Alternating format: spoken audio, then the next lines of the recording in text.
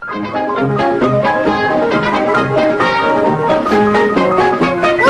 Kitch at home! I'm painting my nails right now.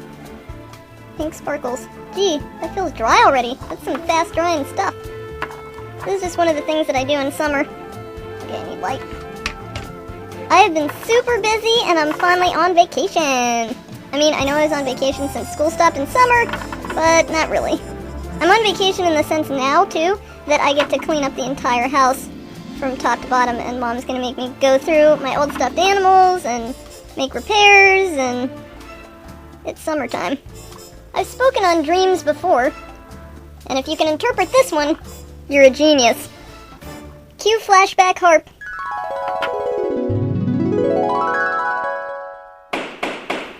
Alright, we all know why we're here. I'm a little fuzzy on it myself. Quiet, Rod. We'll get to you. Yeah, we'll get to everybody. Now, I'd like to call the first defendant to the stand. So Mr. Anthony Perkins here. Yes, right here, sir. Suck up. You're just trying to redeem yourself for being curt to the plaintiff all those years ago. Well, I am here. No more than the rest of That'll us. do. Would you mind taking the stand? No, not at all. I mean, this is ridiculous. I should disappear within a few minutes. Yeah, that's what David said 3 nights ago. If you don't mind me asking, sir, where's the rest of the court? The jurors, the witnesses, the attorneys. Oh, very good, Mr. Perkins. I'm so glad to know you haven't missed an episode of Perry Mason. And you were in that movie called The Trial, weren't you? Directed by Orson Welles? Well, rest assured, this will be more orderly than that, but it probably won't make any more sense. We are divided here today by those who have wronged my client in one way or another, my client and myself. My point is, I'm the only decider in this case. Here, I am the law, and what I say goes. Take the stand. Yes, sir. Judge, if you don't mind. Oh, really? Not the decider? That will do. Now, Mr. Perkins, you were once rude to my client at a party. Well, That's a yes. He never said anything to me, and in fact, just last month, he had me and my wife on the cover of his magazine. I have it with me. Oh, yes, Exhibit A. Let me take a look at that. See? Is that you on the back cover?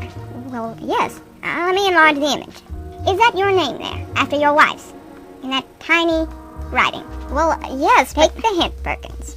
Take the hint. But I never did anything wrong, I swear. I may have been a bit curt to him by accident, but I was tired. Wait, I can't stand to see a healthy young man condemn himself. We have enough evidence you are excused. But Please, don't drag this out. We have a lot more folks to get through. You've been found guilty, and you're free to disappear. What's that noise? Me.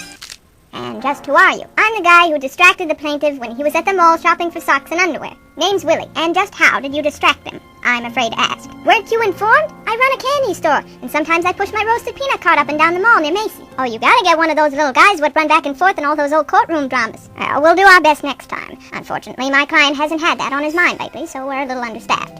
I can forgive you. Now, how exactly did you distract my client while he was shopping? Don't you have a copy? Never mind. I have one in my hat.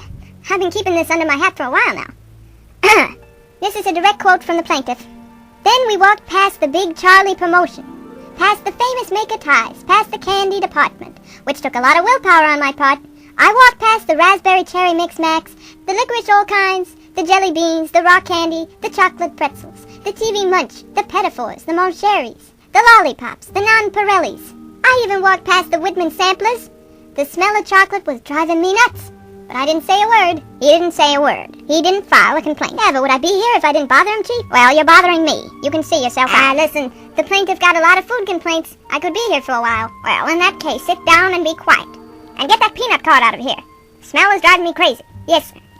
They gotta get one of those little guys that run back and forth. All right, who's next? Oh, well, this should be very interesting. Where are you? I can't see. Yeah, well, never mind. You can make your statements from there. I don't think I should be here. I did nothing wrong. Nothing wrong. You commissioned my client to create a silkscreen portrait of Trump Tower. When the 8 paintings were complete, done in silver, gray, and black, I do believe, you rejected them, and you refused to pay my client for his efforts. My client was quoted as saying, "It was a mistake to do so many. I think it confused him." That's a lie. Well, what a marvelous attitude. My client will expect a check in the mail. But this is a dream. How am I supposed to pay him? Well, that's not my problem. Next.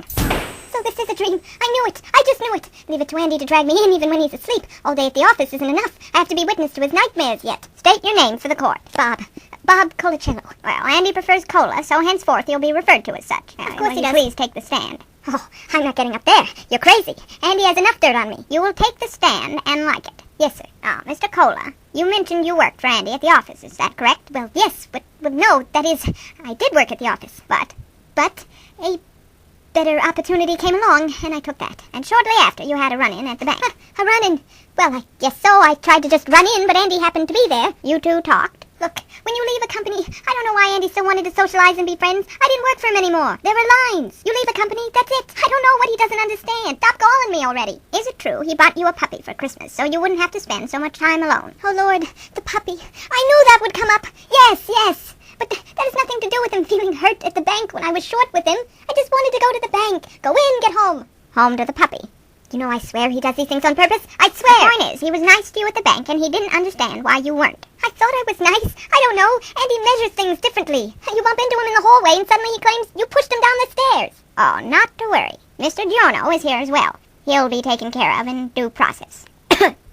That's right. I would slouch in my chair if I were you. Mr. Tell-all, yet strangely none of it is in your own favor. The guy from the film Sleep is here? Well, you can't have a dream without the guy from Sleep.